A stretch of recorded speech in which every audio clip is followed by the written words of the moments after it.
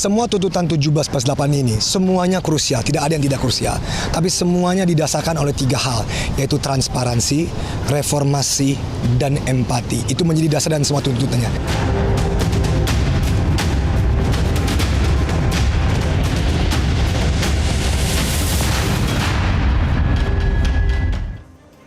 Pemirsa, dari aksi jalanan lahir gerakan 17+8. Gerakan ini bukan sekedar gaya-gayaan, melainkan solidaritas digital yang berubah menjadi tuntutan nyata kepada eksekutif, legislatif, aparat, hingga partai politik. Meski belum sepenuhnya mewakili kepentingan semua kalangan, tuntutan 17+8 jadi pintu masuk yang membuka ruang dialog rakyat dengan para petinggi yang selama ini sulit dijangkau. Perjalanan masih panjang, namun sumbu api perjuangan telah dinyalakan.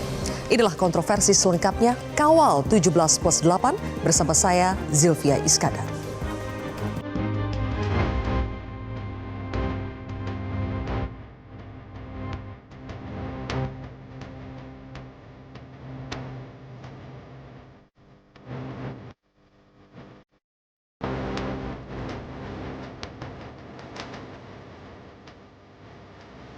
Gerakan solidaritas dan perlawanan dengan simbol visual brave pink dan green hero di media sosial menjelma menjadi tuntutan rakyat 17+8 yang digagas oleh sejumlah influencer dengan merangkum berbagai aspirasi rakyat yang berkembang. Tuntutan rakyat 17+8 itu telah sampai di gedung DPR RI. 17 tuntutan jangka pendek ditujukan langsung kepada Presiden, DPR RI, partai politik, hingga TNI Polri. Isi tuntutan antara lain bekukan tunjangan anggota DPR, hentikan kekerasan aparat, bentuk tim investigasi untuk mengusut tuntas kematian semua korban kekerasan aparat, hingga pecat kader partai yang memicu kemarahan publik. Sedangkan 8 tuntutan untuk jangka waktu setahun isinya lebih mendasar, seperti bersihkan dan reformasi DPR, reformasi partai politik, sahkan undang-undang perampasan aset, hingga TNI kembali ke bank.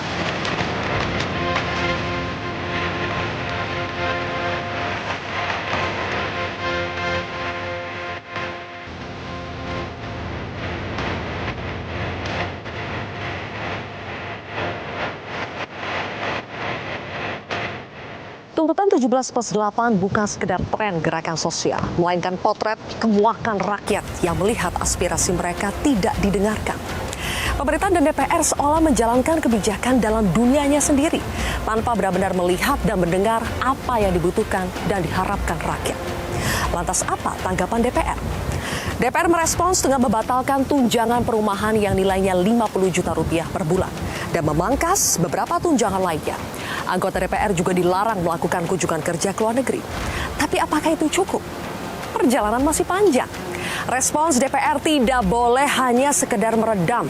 DPR harus sepenuhnya melakukan refleksi dan transformasi, bukan sekedar tidak memamerkan gaya hidup mewah, tetapi benar-benar hidup sederhana, melayani masyarakat dengan penuh integritas. Sebagian memang bisa berdalih wajar jika anggota dewan diberi tunjangan besar. Tapi rakyat juga bisa balik bertanya, apakah uang yang mereka terima dari pajak rakyat itu setimpal dengan kinerja dan usaha mereka untuk melayani kepentingan rakyat? Jangankan melayani rakyat, untuk sekedar tidak berucap kata-kata yang tidak menyakiti hati rakyat pun sulit.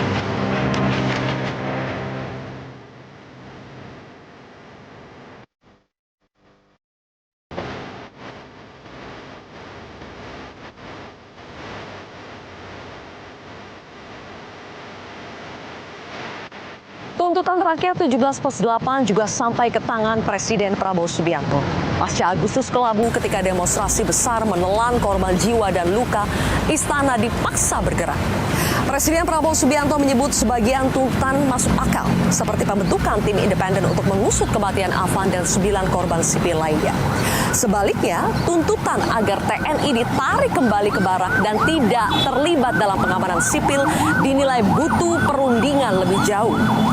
Respons lain yang dikeluarkan Presiden atas perkembangan situasi negeri ini adalah reshuffle kabinet. Senin 8 September lalu, 5 menteri diganti, termasuk Menko Politik dan Keamanan Budi Gunawan dan Menteri Keuangan Sri Mulyani. Apakah reshuffle kabinet adalah salah satu solusi memperbaiki negeri ini? Tuntutan Tuntutan rakyat tentu tidak berhenti sampai di 17+8. Berbagai koalisi masyarakat sipil, lembaga ekonomi dan sosial, sampai kampus juga membuat daftar tuntutan yang mereka tujukan ke negara.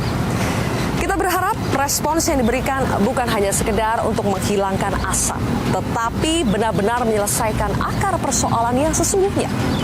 Kami akan membahasnya dengan sejumlah narasumber di studio Metro TV.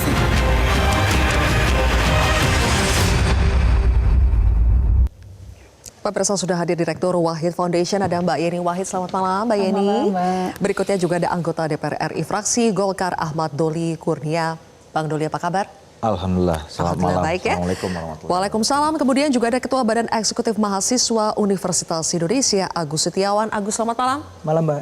Berikutnya juga ada Direktur Eksekutif Center of Economic and Law Studies atau Selios, Bima Yudhistira. Mas Bima, selamat malam. Selamat malam. Dan juga ada Direktur Eksekutif Carta Politika Yunarto Wijaya. Mas Toto, selamat malam. Malam. Terima kasih semuanya sudah hadir di kontroversi malam hari ini. Saya langsung mulai dengan respons yang sudah diberikan oleh DPR terhadap tuntutan 17+8. Boleh ditampilkan teman-teman. Ada 6 respons yang sudah diberikan atas tuntutan 17+8 yang spesifik ditujukan kepada DPR RI. Di belakang saya boleh dimunculkan soal penghentian tunjangan perumahan sudah dipenuhi. Kemudian juga ada moratorium kunjungan kerja ke luar negeri, pemangkasan tunjangan dan fasilitas anggota. Sebelumnya 104 juta totalnya, sekarang menjadi 65 juta. Kemudian ada penonaktifan anggota DPR oleh partai politik. Anggota yang dinonaktifkan tidak dapat hak-hak keuangan lagi dan komitmen pada transparansi serta partisipasi publik. Agus, sudah puaskah dengan respons DPR terhadap tuntutan jangka pendek 17+8 ini?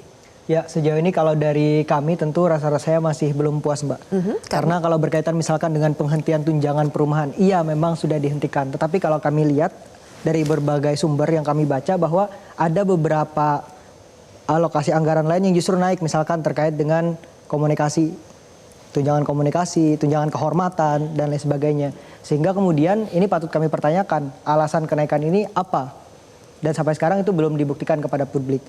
Kemudian terkait dengan moratorium kunjungan kerja ke luar negeri, ya saat ini memang sudah coba untuk ditunda, coba untuk dibahas kembali terkait dengan mana sih yang sebetulnya mungkin dikatakan urgent atau punya signifikansi yang tinggi lah terkait dengan hubungan dengan luar negeri. Kemudian terkait dengan pemangkasan tunjangan dan fasilitas anggota, ya sampai saat ini saya belum dapat kepastian terkait dengan misalkan pensiun, tunjangan pensiun seumur hidup misalkan. Itu kan tadinya juga sempat ingin kita batalkan juga gitu dalam tuntutan kami.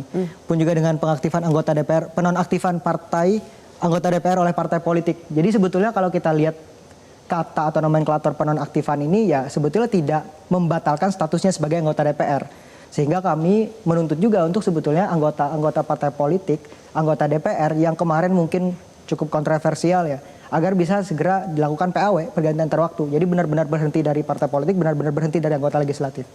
Kemudian anggota yang dinonaktifkan tidak dapat hak keuangan lagi, ya kita patut apresiasi lah bahwa hak-hak keuangannya memang sudah dibatalkan. Kemudian terkait dengan komitmen pada transparansi dan partisipasi publik ini yang paling berat mungkin ke depannya. Karena rasa-rasanya ketika kita berbicara mengenai transparansi kepada publik gitu, kerap kali transparansi itu dipandang ketika misalkan udah ada gejolak massa, Mbak. Padahal kan sebetulnya ini bare minimum yang harusnya dipenuhi oleh pejabat publik. Jadi sebelum kita minta pun transparansinya harus diberikan kepada publik. Entah itu terkait dengan tunjangannya, entah itu terkait dengan gajinya, entah itu terkait dengan misalkan pendapatannya, entah itu terkait dengan kinerjanya selama menjadi pejabat di DPR RI misalkan. Itu ini sebetulnya bukan hal yang extraordinary ya, semuanya bare minimum saja, minimum standar semuanya. Minimum yang harus dipenuhi oleh seorang anggota DPR. Bang Doli, tanggapannya dong, apakah DPR merasa kali ini betul-betul berkomitmen untuk memenuhi semua tuntutan masyarakat atau ini sekedar lip service saja untuk meredam kemarahan publik sesaat? Ya, pertama sekali lagi saya tidak berhenti mengucapkan terima kasih ya kepada adik-adik mahasiswa dan masyarakat yang selalu menyampaikan aspirasinya ke DPR, ke rumahnya rakyat, ke rumahnya mereka gitu ya. Dan apalagi kemudian ada komitmen untuk selalu mengawasi dan mengawal kami gitu. Nah buat kami, buat saya terutama ini sesuatu yang perlu buat kami ya. Sebagai vitamin lah untuk tetap fokus kepada tugas pokok dan fungsi kami untuk menjalankan aspirasi dan kepentingan rakyat, bangsa dan negara Indonesia. Nah soal tuntutan itu tentu kan kita berupaya ya bahwa apa yang disampaikan 17+8 itu, terutama 3 yang yang difokuskan kepada DPR, itu sudah dijawab dengan 6 poin itu. Dan saya kira kalau bicara tentang komitmen, ini bukan soal komitmen, ini udah berjalan semua ini, udah selesai. Ya, tinggal yang mungkin yang nomor 6 ya. Partisipasi publik harus tetap dikawal. Partisipasi publik mungkin juga soal yang nomor 4 ini kan sedang berproses juga gitu. Nah, soal partisipasi publik, jadi begini, saya juga ingin menyampaikan bahwa mungkin satu sisi benar ya, bahwa masyarakat selama ini menilai apa yang sudah dikerjakan oleh kami di DPR ini masih kurang berkenan, masih dianggap kurang maksimal dan seterusnya gitu. Dan itu adalah bagian dari koreksi kami ke depan. Nah, tetapi juga jangan kemudian disimpulkan secara umum bahwa selama ini seolah-olah kami juga tidak bekerja gitu ya. Kalau bicara tentang partisipasi publik,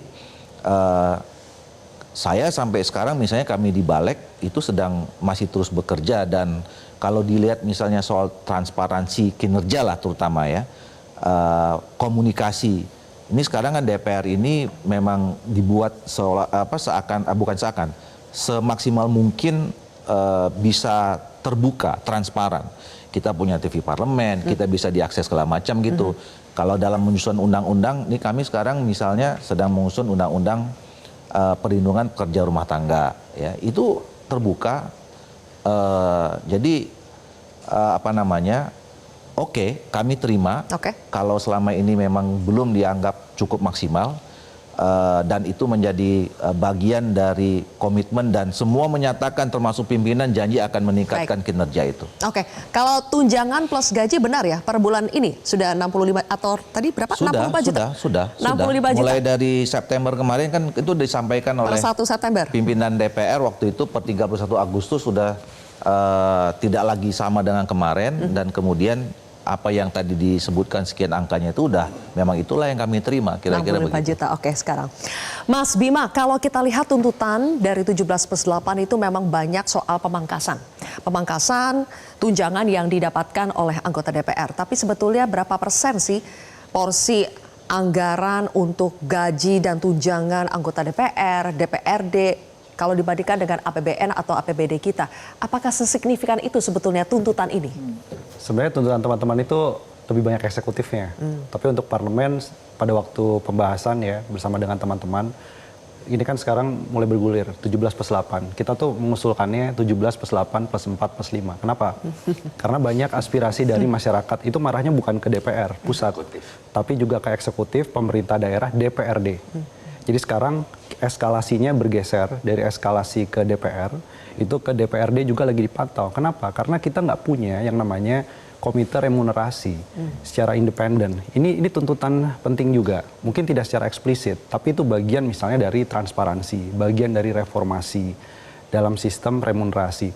Contohnya begini, di beberapa negara yang cukup matang dari sisi parlemennya, itu tidak boleh misalnya 3 kali dari upah minimum mereka yang diwakili. Kemudian ada lagi menggunakan transportasi publik sebanyak 80% dari total gaji dan tunjangan. Ada lagi yang mengusulkan single salary aja. Jadi buat apa ada tunjangan suami, tunjangan istri, tunjangan anak, ada paket rapat lagi, ada transportasi, ada komunikasi lagi. Jadi single salary satu aja. Nah, ini beberapa tuntutan-tuntutan yang memang harus dipikirkan ke depannya. Tapi bolanya kita paham juga, bolanya ini bukan di DPR semua, tapi yang membuat tunjangan, gaji, remunerasi itu juga ada di dalam Kementerian Keuangan. Nah, ini harapannya eksekutif di Kementerian Keuangan, ini beberapa yang memang harus membutuhkan peraturan Menteri Keuangan, perubahan Inpres dan lain-lain, itu segera ditindaklanjuti. Eksekutif juga punya banyak masalah sebenarnya, punya banyak problem. Tadi Mbak Sylvia bilang bahwa ini baru pertama kalinya masyarakat sebagai pembayar pajak merasa uangnya dipakai untuk hal apa.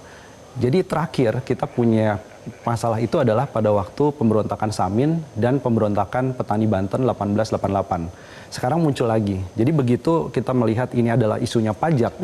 Nah, pajak ini harus dilekatkan pada reformasi. Harusnya bahas apa? Harusnya eksekutif sekarang selain utak-atik tunjangan membahas soal pajak kekayaan, wealth tax. Membahas soal pajak sektor ekstraktif. Karena yang membuat ketimpangan dan orang marah hari ini adalah kenapa pajak saya digunakan untuk mensubsidi dan memberikan insentif kepada sektor-sektor yang harusnya nggak dikasih insentif. Sektor-sektor ekstraktif yang harusnya hari ini itu penyumbang negaranya lebih besar. Baik. Nah, disinilah saya pikir jangan hanya kepada DPR pusat, tapi DPRD, Pemda juga eksekutif. DPRD, Pemda, dan juga eksekutif. Sudah ada tanggapan eksekutif ya kalau dalam hal ini dari Presiden sudah menanggapi. Tapi kemarin juga pada minggu lalu Mbak Yeni sudah menuturkan ada banyak sekali permasalahan yang sebetulnya bolanya itu ada di pemerintah. Misalnya kalau kita bicara soal tunjangan, fasilitas, gaji, itu juga banyak di pemerintah karena jumlah kementeriannya juga banyak. Nanti kita akan bahas lebih jauh Mbak Yeni dan narasumber yang lainnya tetap di Kontroversi.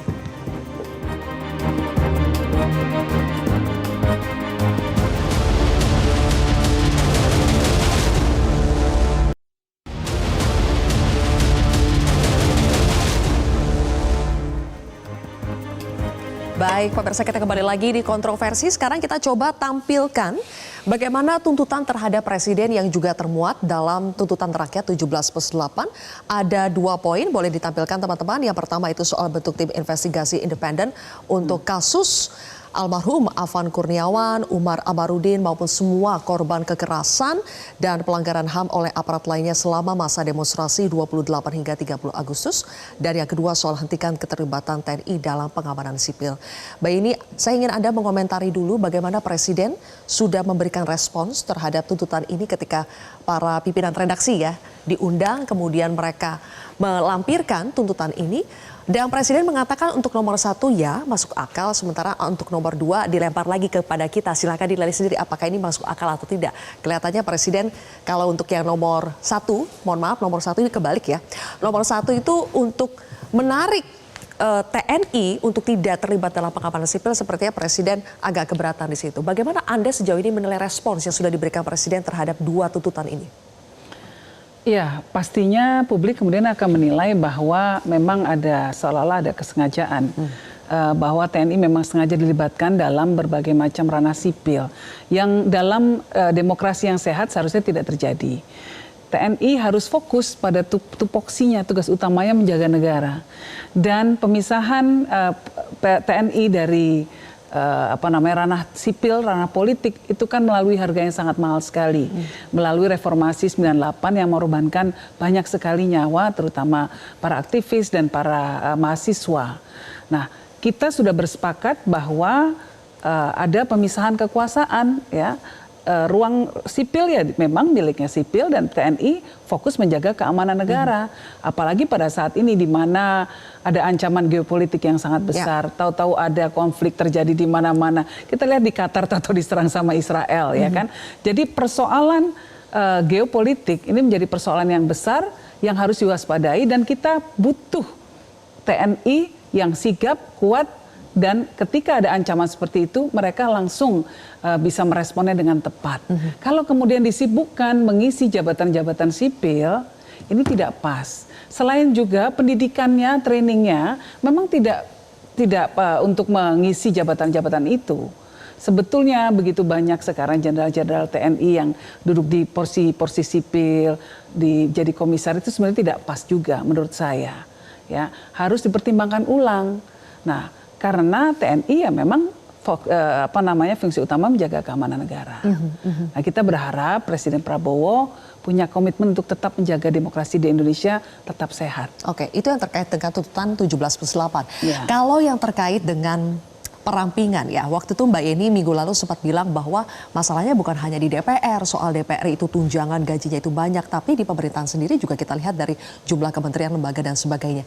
Sempat ada reshuffle hari Senin kemarin, ekspektasi Mbak Yeni ketika waktu itu ada reshuffle berharap bahwa ada perampingan atau bagaimana Mbak Yeni? Iya, kalau soal perampingan kan sudah dari awal saya katakan bahwa kabinet ini terlalu gemuk. Ketika terlalu gemuk kita aja nggak hafal. Saya rasa adik kita di sini, saya aja nggak hafal yang orang politik ya, semua menteri. Kadang-kadang kita ketemu menteri di acara nggak ngerti bahwa beliau menteri, apalagi jabatannya. Nah, ini kemudian diturunkan ke bawah dalam operasional anggaran yang sangat besar. Walaupun tentu tidak sebesar DPR dalam ini ya, dalam tunjangan-tunjangannya menteri lebih kecil lah. Kalau menteri tidak dapat rumah dinas yang saya baca, mereka dapat uang rumahnya sekitar 35 juta, ya. Tetapi kan banyak sekali anggaran-anggaran yang terserap oleh banyaknya personil yang ada di kementerian-kementerian ini. Dan kemudian banyak kegiatan-kegiatan yang seringkali ini otokritik buat kita semua, ya, penyelenggara negara, bahwa banyak sekali kegiatan-kegiatan yang sifatnya itu cuma seremonial, tidak berdampak langsung pada kebijakan, pada persoalan rakyat kecil. Nah, bayangkan kalau pejabatnya banyak, seremoninya juga banyak banget, gunting pitanya banyak, uangnya habis untuk yang kayak begini-begini. Belum lagi stafnya banyak, satu menteri staf staf khususnya 5, ya kan? Ada wakil menteri, kemudian ada ke bawahnya terus ya sampai ke berapa eselon itu. Nah, ini banyak sekali anggaran negara terserap hanya untuk mengongkosi pemerintahan yang terlalu gemuk. Oke. Jadi kalau mau efisien. berbicara soal kalau mau efisiensi, sekaligus ya, kalau mau sekalian lebih baik pemerintahnya ramping, menterinya gajinya tinggi kayak Singapura, gaji aja $1 juta, nggak masalah, tapi kinerjanya jelas, ada transparansi anggaran, KPI-nya, scorecard-nya ini jelas banget, kita juga bisa ngontrol. Nah, ini kan tidak ada transparansi, nggak usah jauh-jauh kayak biaya dana reses DPR misalnya 2,5 miliar per anggota per tahun. Kita nggak pernah tahu ini spendingnya seperti apa, ini contohnya. Yang kemudian membuat orang jadi, ya kecurigaan itu menjadi kuat gitu ya, bahwa dana rakyat diselewengkan. Oke, kita berbicara soal spending kalau begitu ya. Mas Toto, Anda melihat selama ini respons yang sudah diberikan oleh DPR, sudah diberikan oleh Presiden, itu mungkin ya respons cepat untuk memberikan tanggapan terhadap yang sudah ada di depan mata 17+8. Tapi sebetulnya menurut Anda apakah sudah menyentuh akar masalah sesungguhnya, Mas Toto? Iya, kalau saya analogikan yang namanya rakyat itu adalah bos dan memang sebagaimana mestinya, dan kemudian ada karyawannya, katakanlah level direksi deh, yang namanya DPR, yang namanya eksekutif, itu kan dari pajak semua. Pada titik apa sih bos itu kemudian mempertanyakan gaji itu seakan-akan kok kebesaran ya? Atau mempertanyakan dan marah besar ketika tiba-tiba karyawannya minta tambah gaji. Simple, pada saat mereka tidak kerja. Jadi kata kuncinya ini bukan masalah masyarakat senang ketika DPR makan miskin, ketika menteri harus susah, tidak. Tadi Mbak Yeni sudah menyebutkan, apakah DPR kita tertinggi gaji? Enggak, ada negara-negara yang lebih tinggi. Apakah eksekutif kita tertinggi? Tidak, banyak negara yang lebih tinggi. Tapi kata kuncinya kan ini dipermasalahkan ketika mereka tidak merasakan fungsi yang sebagaimana mestinya. Lebih besar lagi kita melihat dalam sejarah perjalanan bangsa, kalau sampai terjadi ledakan kemarahan dengan mudahnya di level masyarakat, ini yang menyeramkan, Zulfia. Artinya trias politikal itu tidak berjalan tiga-tiganya. Kalau eksekutif tidak berjalan sebagaimana mestinya, tapi DPR masih bisa melaksanakan fungsi pengawasan, masyarakat masih tertampung. Mereka tahu kemana teriak. Ketika DPR-nya mandul, tapi kerja eksekutifnya bagus, mereka akan merasa kebutuhannya terpenuhi. Yang terjadi kemarin ketika eksekutif dengan legislatif dianggap tidak berfungsi, pada saat mereka demo, bagian atau dari yudikatif dalam konteks ini aparat penegak hukum kemudian melakukan kekerasan dengan kejadian Afan. Meledaklah situasi itu seperti buntu. Nah, kita akhirnya harus kembali kepada apakah ini problem klasik yang sebetulnya terus terjadi? Iya. Kenapa sih DPR nggak berfungsi dari zaman SBY, dari zaman Pak Jokowi sampai Pak Prabowo? Kritik pengamat politik kan sama. Nggak usah bikin koalisi gendut. Nggak usah yang namanya ketua umum partai atau pengurus partai jadi yang namanya eksekutif. Karena artinya kaki Anda terikat, DPR sudah pasti tidak berfungsi. Problemnya Pak Prabowo yang legitimasinya sangat kuat melakukan itu pada skala lebih ekstrim. Itulah yang menyebabkan situasinya terasa lebih ekstrim juga. Jadi menurut saya ini harus diakui bahwa kemarahan ini terjadi ketika eksekutif dianggap tidak optimal. Kita tahu kok sebelum kejadian kemarahan terhadap DPR dan polisi, orang lagi marah tentang pajak. Orang mulai mempertanyakan kok anggaran pendidikan demi mengejar 20% dari konstitusi, tiba-tiba hampir setengahnya adalah anggaran MBG. Pendidikan itu untuk otak, bukan perut. Itu saja sudah hal yang mendasar secara filosofis. Tapi apakah ada yang berani dari DPR mengkritik itu? Saya nggak pernah dengar. Saya nggak tahu ya apa yang terjadi pada istana dengan DPR kok sebegitu takutnya untuk memberikan masukan yang harusnya bagus buat Pak Prabowo sendiri. Itu satu contoh. DPR juga saya pikir ketika akhirnya terlihat mandul seperti itu, pada titik itulah teman-teman joget saja akhirnya jadi kemarahan. Jadi sensitif ya? Dan yang kita lihat adalah sebetulnya ini bukan kemarahan karena joget. Kalau kita tanya apakah Eko Patrio dengan Uya Kuya, kalau di list yang paling sering bolos belum tentu loh. Apakah mereka mafia anggaran? Jangan-jangan teman-teman harus menelisik lebih mendalam. Siapa yang kemudian lebih merugikan masyarakat? Jadi jangan berhenti pada level FOMO. Akar masalahnya adalah tidak berfungsinya 3 kelembagaan dalam trias politika yang kalau tidak dimulai dari kemauan presiden, kalau menurut saya kita akan berputar-putar mengulang pertanyaan dan jawaban yang sama setiap rezim. Bang Doli, bagaimana itu Bang? Soal fungsi pengawasan yang sepertinya hilang di DPR. Ya nggak sepenuhnya benar begitu juga ya. Bahwa ya kita lihatnya case per case lah. Kalau memang secara umum dinilai total ada persepsi seperti itu mungkin bisa jadi benar. Tapi kalau kita lihat misalnya perdebatan-perdebatan yang terjadi di masing-masing AKD gitu, ya teman-teman itu banyak yang kritis juga sebetulnya ya. Bicara tentang soal pembuatan undang-undang, bicara tentang soal penyusunan anggaran, ya kayak sekarang ini misalnya, ya oke, memang kemarin ada peristiwa seperti itu. Ini sekarang dalam pembicaraan soal anggaran, ini berubah semua ini sekarang asumsi-asumsinya gitu. Nah, jadi saya kira memang ke depan harus lebih memperkuat lah ya apa yang menjadi masukan dari kawan-kawan dan kemudian masyarakat dan adik mahasiswa itu ya menjadi sangat berarti buat kami untuk memperbaiki kinerja itu. Terutama soal pengawasan itu ya. Pengawasan terhadap pemerintah, berani mengkritik program-program pemerintah yang mungkin tidak sesuai dengan keinginan masyarakat.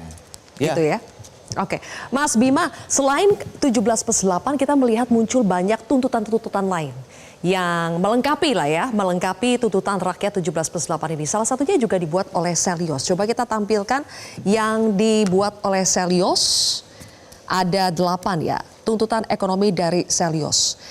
Yang pertama sepertinya sudah terpenuhi ya Mas Bima ya.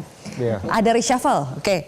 Yang kedua, batalkan kenaikan tunjangan DPR, kemudian terapkan pajak kekayaan RUU perampasan aset, revisi total regulasi keperpajakan, pangkas APBN, Polri dan evaluasi total anggaran beberapa program, kemudian juga restrukturisasi utang pemerintah, jalankan putusan MK Menteri dan Wamen dilarang rangkap jabatan sampai stop proyek strategis nasional yang dianggap merugikan keuangan negara. Nah, mungkin saya langsung ke yang pertama. Kita sudah punya sekarang Menkyu yang baru, Mas Bima, langsung saja tuntutan yang mau Anda sampaikan ke Pak Purbaya itu seperti apa? Tuntutannya adalah jangan terlalu gegabah mengambil uang dari Bank Indonesia.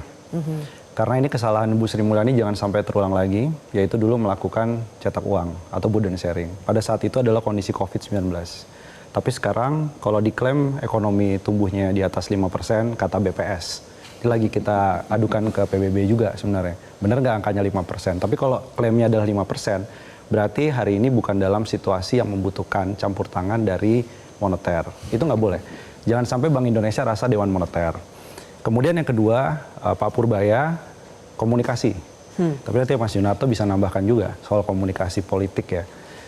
Ekonomi itu sebagian digerakkan bukan hanya dengan data atau fundamental, tapi juga dengan sentimen. Nah, disinilah yang penting. Kenapa? Karena efeknya bukan karena Bu Sri Mulyani diganti Pak Purbaya, IHSG sempat turun. Tapi efeknya adalah ekspektasi investor tuh nggak ketemu. Jadi mereka masih melihat ini Pak Purbaya ini mau ngapain ke depannya. Jadi pertamanya aja udah bilang menteri kagetan dan lain-lain. Meskipun dikoreksi di hari kedua. Jadi ada 7 triliun dana asing yang keluar di bursa saham. Pelepasan saham itu membuktikan bahwa sentimen itu juga harus dikendalikan oleh Menteri Keuangan. Selain itu juga pajaknya jangan ke kelas menengah. Ini kalau di Bank Dunia ini yang sebagian di sini adalah masuk orang miskin sebenarnya. Kalau pakai kategori garis kemiskinan Bank Dunia ya. Artinya apa? Artinya kalau pajaknya masih berburu di kebun binatang, wajib pajak yang sama tapi dikenakan tarif lebih tinggi, itu nggak boleh. Kita kasih cara, gimana nggak naikin tarif pajak tapi rasio pajaknya naik. Pak Prabowo udah kasih jalan, salah satunya adalah sawit yang melanggar hutan lindung. Invoice, kalau kita ekspor impor, barang apapun komoditas, itu beda datanya banyak. Dan dari situ bisa dilihat emas, timah, nikel, sawit. Itu kalau dicek, itu datanya banyak yang nggak matching antara di negara tujuan sama di bea cukai. itu kalau dilihat, dipatuhi, itu sudah ada penerimaan tanpa harus menaikkan tarif pajak. Jadi banyak kreativitas yang harus diciptakan. Utang, hari gini yang membuat fiskal sempit itu MBG, betul, karena mengambil porsi banyak dana dan efisiensi anggaran. Tapi jangan lupa, karena beban utangnya berat juga. Nah, beban utang itu di negara lain udah ngobrolin. Kita udah berapa kali ketemu dengan Kementerian Keuangan bilang, bisa nggak utang itu ditukar dengan program-program yang bermanfaat buat lingkungan, buat masyarakat. Jadi jalan keluarnya ada, tapi Pak Purbaya kita kasih waktu 1 bulan nih. Jadi jangan Ada deadline juga ya? Iya dong. Ya. Kita lihat dalam 1 bulan ini apakah tuntutan-tuntutan publik tadi itu dilakukan. Dan itu akan terlihat bahwa perut masyarakat sekarang sudah mulai terisi lagi kalau itu berhasil. Kita kasih 1 jempol. Ya, tapi kalau enggak ya kita bisa minta lagi tuh geser tuh. Copot Menteri Keuangan itu kan nggak ada tulisannya Bu Sri Mulyani kan? Oh iya ya. Iya dong. Jadi bisa kepada Menteri Keuangan siapa saja maksudnya ya. Kita begitu. Oke, nanti kita bahas lagi lebih jauh pemirsa, tetap di Kontroversi.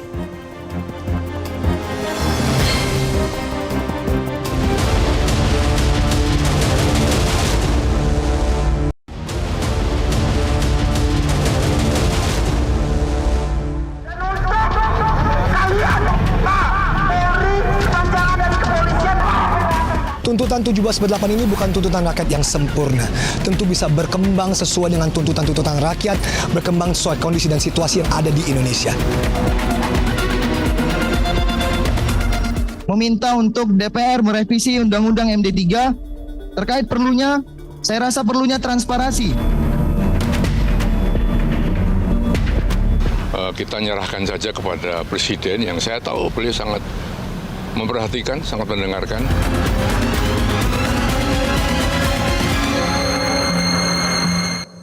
Baik, tadi disebutkan bahwa memang tuntutan 17/8 itu bukan tuntutan yang sempurna. Pasti kita menunggu ada tuntutan-tuntutan lain yang melengkapi, termasuk dari Lembaga Penyelidikan Ekonomi dan Masyarakat atau LPEM Fakultas Ekonomi dan Bisnis UI.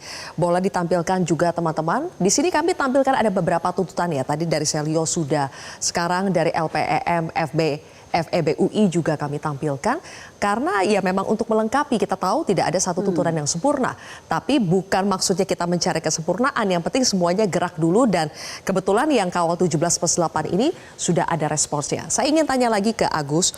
Gus, kalau kamu melihat apakah tren bahwa ada gerakan solidaritas digital, kemudian semuanya sekarang koalisi masyarakat sipil beramai-ramai mengeluarkan tuntutan juga. ICW juga kami lihat ada mengeluarkan tuntutan untuk anti korupsinya. Apakah ini sebuah tren yang Agus lihat ini sebuah harapan ya untuk kedepannya, dan melihat respons yang sudah diberikan lewat tren-tren semacam ini, apakah ini menunjukkan kita patut beroptimistis bahwa tren semacam inilah yang kita butuhkan ke depan? Jadi bukan tidak melulu selalu aksi demonstrasi di jalanan, tapi juga bisa melalui gerakan-gerakan seperti ini. Ya, kalau saya melihat bahwa tren yang sedang berkembang saat ini itu mengindikasikan adanya tingkat kemelekan terhadap isu yang makin tinggi di masyarakat. Ini kan menjadi satu hal yang positif untuk kita, sehingga nantinya bisa lebih paham, lebih tahu juga bagaimana sebetulnya para wakil rakyat kita di DPR, pemerintah selaku eksekutif, pun juga mungkin penyelenggara negara lainnya dalam bekerja untuk rakyat itu sejauh mana kebermanfaatannya.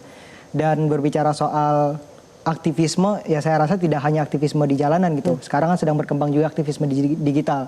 Entah itu melalui propaganda, melalui petisi, dan lain sebagainya. Dan saya kira ini akan menjadi tren yang positif ke depan. Tetapi di sisi lain juga makin meningkatnya tingkat kemelekan masyarakat ini juga mengindikasikan makin menurunnya juga kinerja DPR, pemerintah. Karena kalau kita lihat tuntutan 17/8, kalau dirasa masih belum menampung semua aspirasi di masyarakat, berarti masih ada banyak keresahan-keresahan lain yang sebetulnya belum disampaikan kepada penyelenggara negara, baik itu eksekutif, legislatif, maupun penyelenggara yang lainnya. Sehingga kemudian ini juga jadi bahan berbenah juga semestinya buat pemerintah dan DPR RI misalkan, untuk bisa lebih membuka diri kepada aspirasi-aspirasi yang ada di masyarakat, begitu Mbak. Oke, bahan berbenah diri.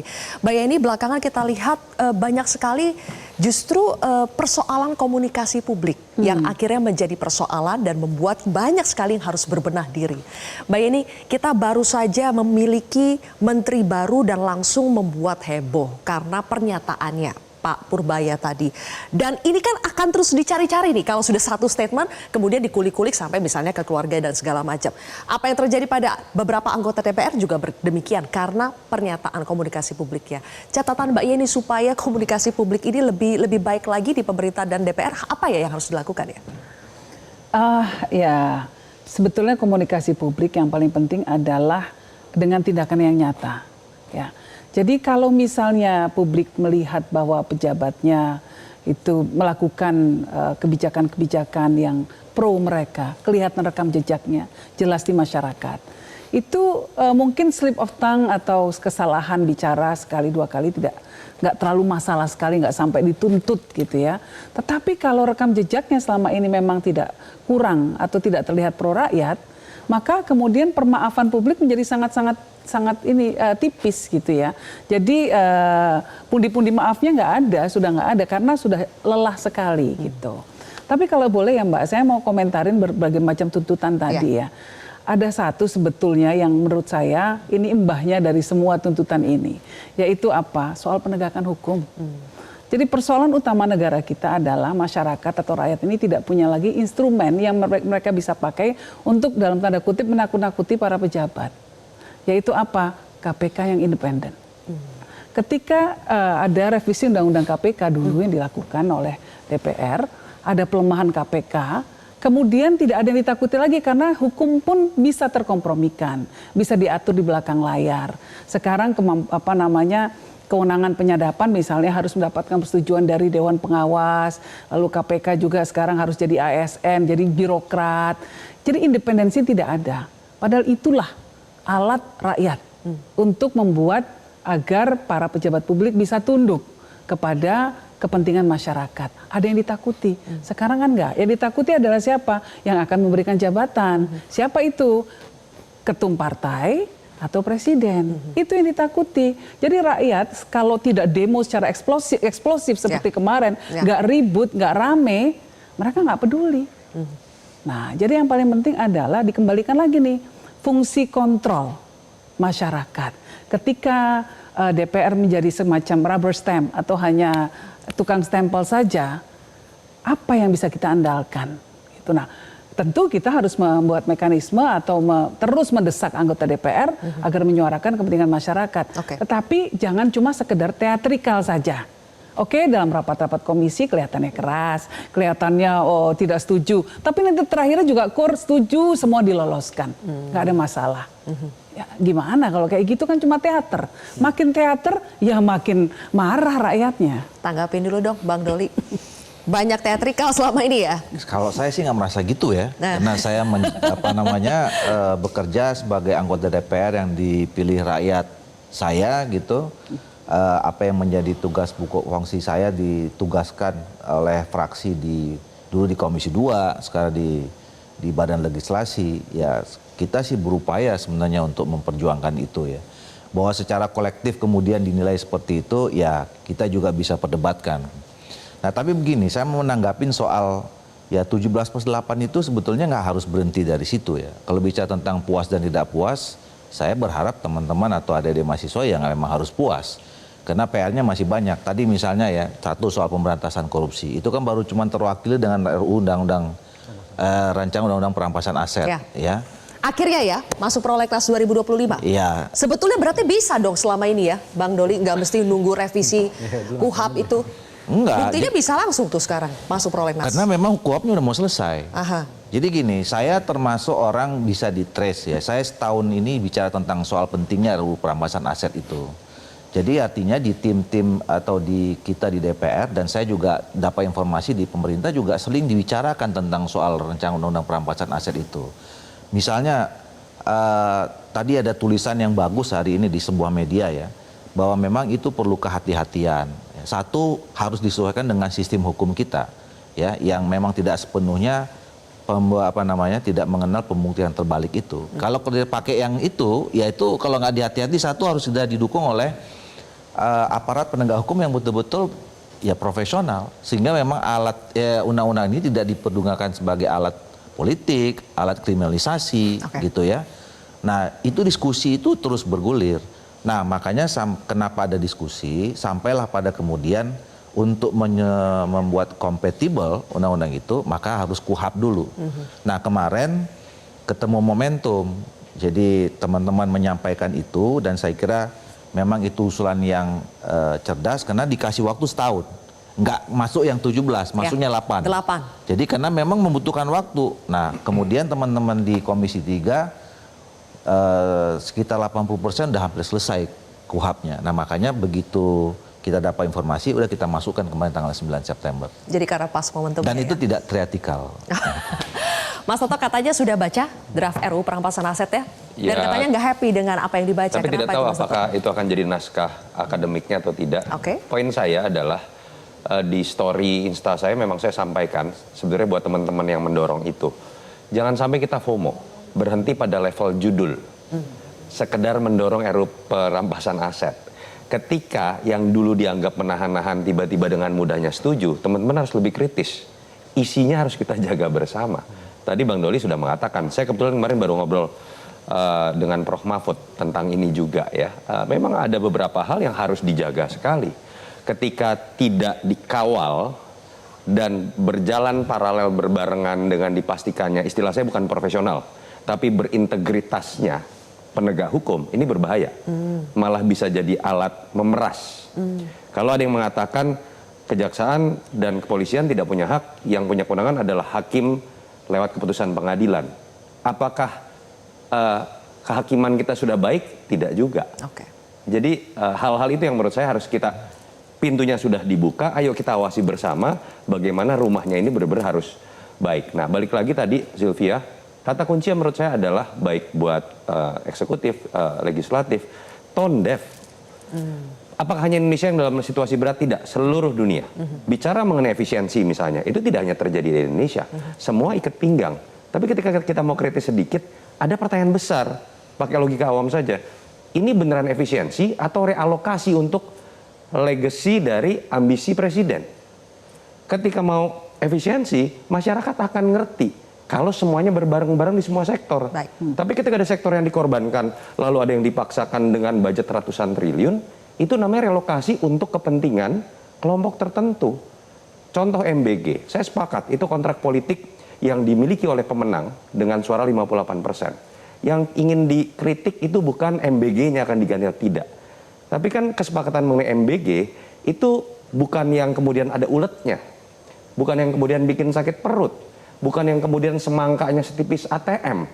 Boleh dong masyarakat kemudian menerima program itu, tapi pengen yang namanya DPR marah besar teriak. Karena di mana bergizinya, ubah saja jadi makanan gratis. Baik, oke. Hal-hal seperti itu yang menurut saya kalau tidak dimulai dari kepekaan, ya menurut saya kita akan berkutat di hal yang sama tadi. Oke. Ada peristiwa tragedi yang kita lihat terjadi di Nepal dan kami rasa itu menampar banyak pihak dan bisa jadi pelajaran buat banyak sekali negara ya. Nanti kita akan bahas pemirsa di segmen terakhir, tetap di Kontroversi.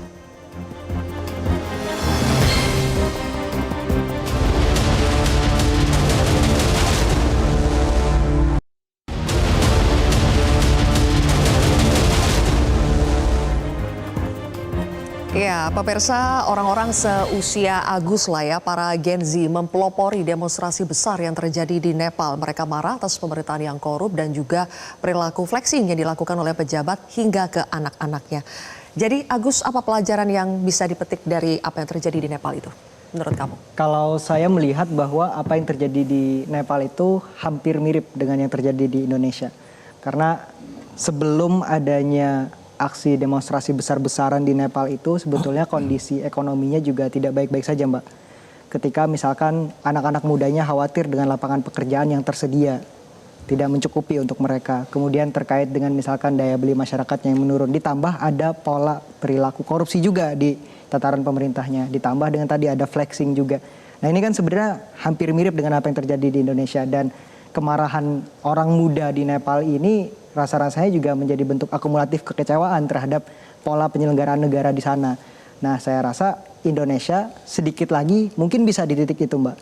Kalau semisal per hari ini baik DPR, baik pemerintah, baik TNI, Polri, partai politik tidak menunjukkan itikat baiknya untuk berbenah diri. Karena mau bagaimanapun yang namanya amarah publik itu harus diredam dengan cara menuntaskan akar masalahnya. Tidak bisa hanya Kipas-kipasin asapnya ya. kipas-kipasin asapnya saja untuk misalkan meredakan amarahnya untuk sementara waktu. Gitu, dan pada akhirnya ya akan jadi bom waktu. Makanya- Mungkin ini jadi tugas berat juga nanti untuk Iya. Bang Doli dan kawan-kawan di Nah, DPR. langsung gitu aja kan. Bang Doli ditanggapin. Bang Doli, kita tentu tidak ingin, meskipun katanya kok ini mirip dan sedikit lagi, tapi tentu kita tidak ingin apa yang terjadi di Nepal itu juga terjadi. Jangan sampai, Bang Doli. Jadi tadi jawaban dari DPR untuk berbenah itu seperti apa komitmennya? Boleh ditegaskan lagi Bang Doli? Iya, saya kira yang harus sama itu adalah tetap bahwa masyarakat harus kritis, ya, harus terus mengontrol, mengawasi, mengawal. Ya, kalau pejabatnya salah ya memang harus dihukum gitu. Nah, tapi yang kita tidak harus ikuti adalah kerusuhannya kan, kira-kira begitu. Nah, itu yang tadi saya katakan, ya tentu kami kemarin termasuk yang menyesali lah ya, kemudian ikut prihatin bahwa situasi itu bisa terjadi, ada yang korban gitu. Itu yang saya katakan berkali-kali kemarin bahwa kalau memang itu terjadi salah satu bagiannya penyebabnya katakanlah kami gitu ya, ya tentu kami mohon maaf dan itu menjadi bagian koreksi besar buat kami ke depan ya, sehingga ya itu bagian dari apa sesuatu yang mahal sekali lah ya, yang harus kita bayar dengan pekerjaan sisa sampai 4 tahun ke depan ini yang betul harus ditunjukkan kinerja dengan bekerja sungguh-sungguh, sangat serius, berkomunikasi yang baik gitu ya, dan termasuk tadi tupoksi tentang pengawasan, kemudian legislasi dan budgeting itu harus kemudian kita maksimalkan. Baik, oke. Kesulitan ekonomi sering sekali menjadi akar pemicu dari semua kerusuhan yang terjadi. Kita lihat di Nepal. Apa yang bisa dipelajari Indonesia dari semua itu untuk menghindari semua itu? Yang bisa dipelajari adalah tadi fungsi budgeting. Kalau orang sedang lapar, jangan beli senjata. Artinya apa? Isunya adalah ketimpangan, isunya adalah pajak. Tapi tercermin kita lihat ke depan ya, 2021 dan RAPBN 2026. Ini nggak masuk akal. Anggaran perlindungan sosial itu kenaikannya itu cuma 2,5%. Anggaran fungsi pertahanan itu kenaikannya 166%. Ini udah nggak oke. Artinya tidak menyelesaikan akar permasalahan tadi. Nah, selain itu apa yang harus dibenahi? Kejadian di Nepal ini kan saking marahnya dengan bukan hanya flexing tapi memang kaya gitu. Dan kayanya dari hasil yang tidak halal gitu ya. Makanya kita sedang mengirimkan surat juga, ini sebenarnya 17+8 dan usulan teman-teman lainnya. Itu sekarang kita sedang kirimkan surat ke MUI, minta fatwa, apa hukumnya gaji, tunjangan dari hasil rangkap jabatan menteri dan wakil menteri di BUMN. Tapi satu lagi Mbak, ini yang harus diselesaikan karena akar masalahnya juga adalah ketimpangan di dalam pemerintahan sendiri, eksekutif. Jadi rata-rata kekayaan menteri di era Pak Prabowo itu naik 50% dibandingkan era Pak Jokowi, kabinetnya. Jadi mediannya itu naiknya 50%. Ini nggak bisa. Jadi bukan itu hanya... data dari? Itu data dari LHKPN yang kita kumpulkan. Jadi udah nggak bisa, ini median. Artinya bukan karena kabinetnya gemuk, bukan karena jumlah Pak Jokowi menterinya lebih sedikit dari Pak Prabowo, bukan. Tapi ini artinya, ini ada lonjakan kekayaan di saat masyarakat kita susah cari kerja, pengangguran usia muda tinggi, dan pekerja informalnya banyak. Oke, baik. Closing statement dari Mbak Yeni? Sebenarnya semua persoalan ini bisa diselesaikan dalam satu meja. Karena apa? Yang memegang kebijakan semuanya ini adalah ketum-ketum partai dan presiden. Kita semua menginginkan agar Presiden Prabowo itu sukses. Itu harapan kita. Karena kalau Presiden Prabowo sukses, rakyat juga akan sukses. Ya, kalau kebijakan ekonominya benar, tepat sasaran, maka rakyat juga akan sejahtera.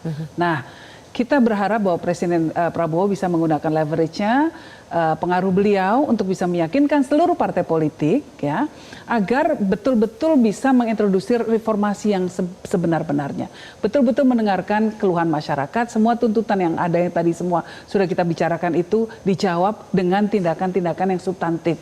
Jadi bukan cuma bicara saja. Nah, ini selesainya hanya elit itu aja kok, karena itu nanti yang akan turunnya ke DPR, turunnya ke semua pejabat-pejabat. Itu hanya beberapa orang saja. Oke, terima kasih Mbak Yeni. Dan terakhir singkat, Mas Toto.